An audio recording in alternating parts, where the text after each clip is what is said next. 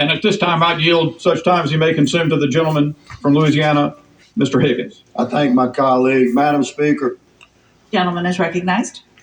Yo, what's going on, America and the rest of the world? Xander J. Hobson here, comedian, director, and producer of boxing documentaries and Troll to those who need trolling. This is another episode of The Devil's Advocate, brought to you by the Brilliant Artist Movement. Folks, do me a favor, because I'm trying to grow the platform. Subscribe, like this video, share it, and by all means, leave a comment in the comment section, because I enjoy checking out the feedback from these videos that I make, as well as exchanging opinions and points of views with you all. Thank you, Madam Speaker. Madam Speaker, do you know why our Democrat colleagues oppose this report? You know why, Madam Speaker? They don't want clear, fresh, precise data.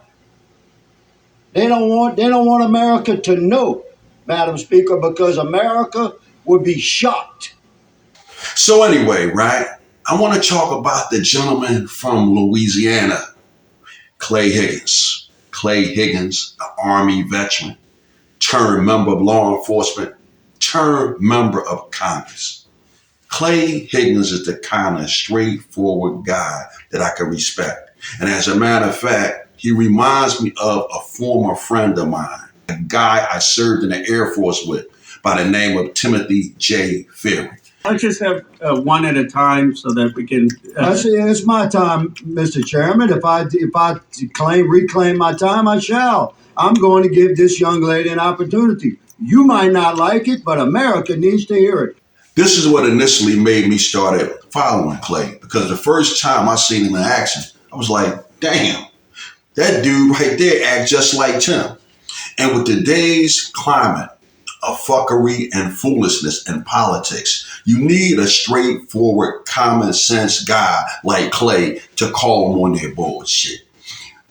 Often enough, I find myself watching some of the things that have been going on in politics, and I just want to yell at someone, yell at the TV, or in today's cases, yell at your phone. But you know what? Yelling at your phone won't do you any good because they can't hear you.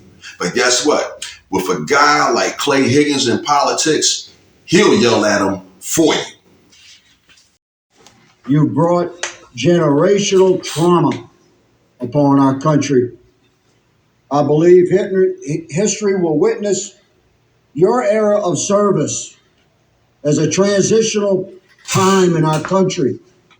But what was America like before Secretary Mayorkas, and what was America like after him? It's stunning that you could sit there and smugly grin as if you've not miserably failed your country. Yield to the gentleman from Texas. Our founding documents talked about having a nation where we recognize that all people were created equal.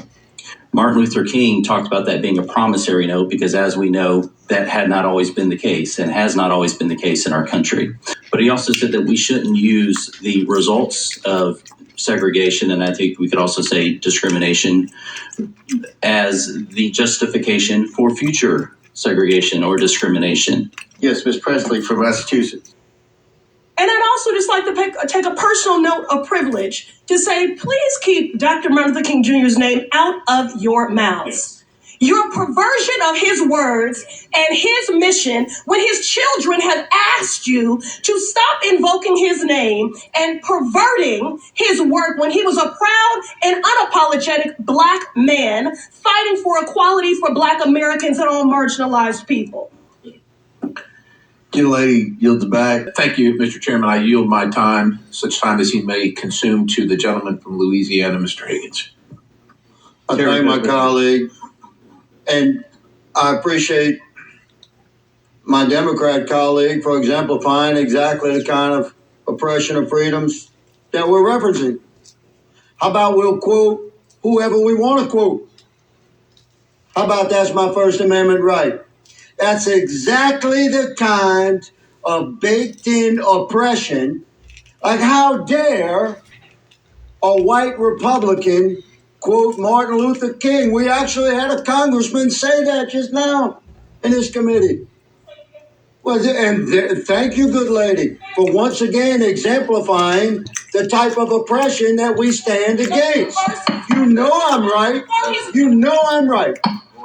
Order. Mr. Higgins has the floor. And we will quote who we please to quote.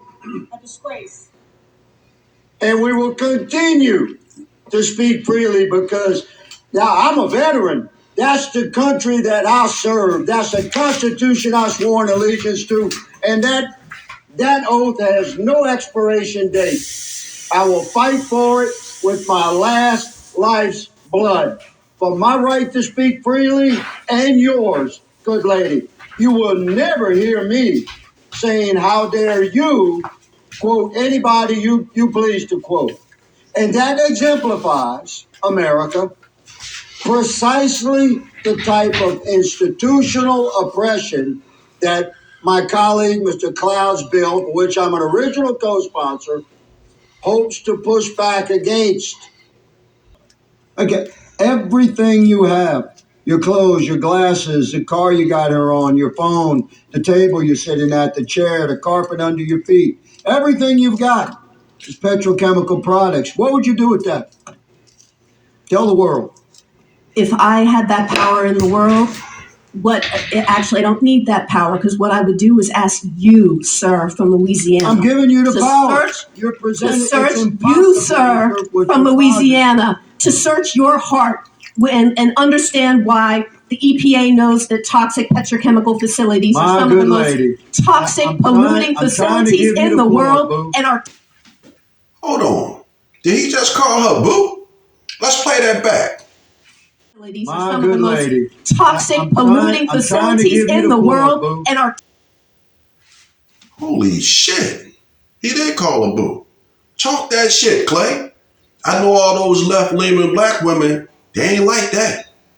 Killing black people throughout Louisiana. Okay, so my first thing would be you to search your heart and ask your God what you are doing to the black and poor people in Louisiana. You've got no answer, do you, young lady, about what to do with petrochemical products, so I'll move on. What are you going to do with ocean-going vessels? What do you do with the maritime industry? Well, we could, I would ask you to search your heart for what is happening on the coast of Louisiana. Of course we do. We need to move away from petrochemicals. We need to shut down the petrochemical facilities in your state and move away from plastic. We need to move away from it. And there are... It's insane. What would you do with the aviation industry? The only thing that would not function is the petrochemical industry in your state, sir. You know what you got, young lady? You got a lot of noise, but you got no answers. Mr. Chairman, I yield. Video went viral of Congressman Clay Higgins removing an activist from a news conference outside the U.S. Capitol. It sparked many questions. Tonight we hear from Congressman Higgins, who issued a statement on the matter. Devin DeStefano has the story. What is your name? I'm Clay Higgins. I represent South Louisiana. Clay Higgins, all I'm asking you to do is just peacefully stand by with your camera. And I promise you, look at me, I'll come talk to you straight up. I'll answer all your questions. Higgins said he was able to de-escalate the situation and was unsure why Capitol Police weren't there. But seconds later, the protester returned while Congresswoman Lauren Boebert was speaking. Higgins said it felt like a threat, so he took action. The results of Biden's failed foreign policy is absolutely astonishing. The Biden administration plans to surrender U.S. sovereignty to unelected bureaucrats at the World Health Organization.